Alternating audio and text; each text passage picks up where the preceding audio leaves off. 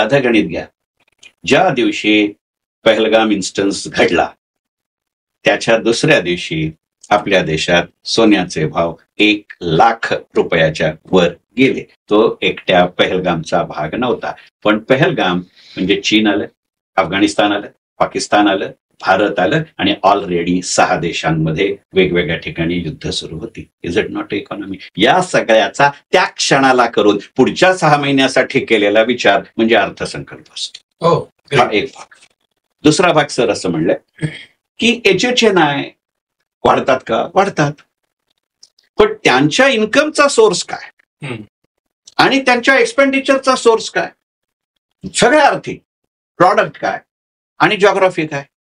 त्याचा इन्कम आणि एक्सपेंडिचर दोन्हीचा सोर्स जर माझ्या देशात असला तर मला अडचण नसते, मी दोन्हीकडनं पैसे कमवतो, अर्थव्यवस्था.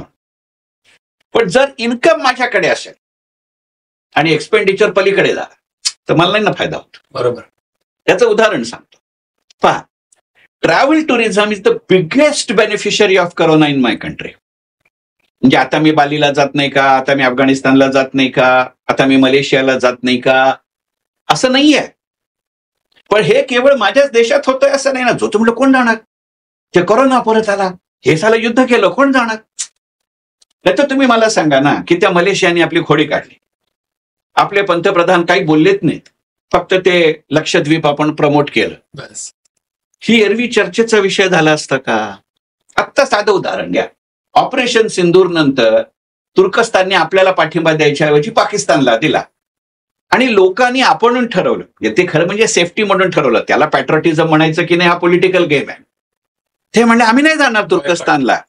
आज तुम्ही कल्पना करा, जगामध्ये 5 देश असे आहेत की जे transport travel tourism dominated economy आहेत. इंडोनेशिया, मलेशिया, तुर्कस्तान, भूतान आणि तिबेट. मग तसा मी डिफेन्स सेक्टर डॉमिनेटेड आहे का?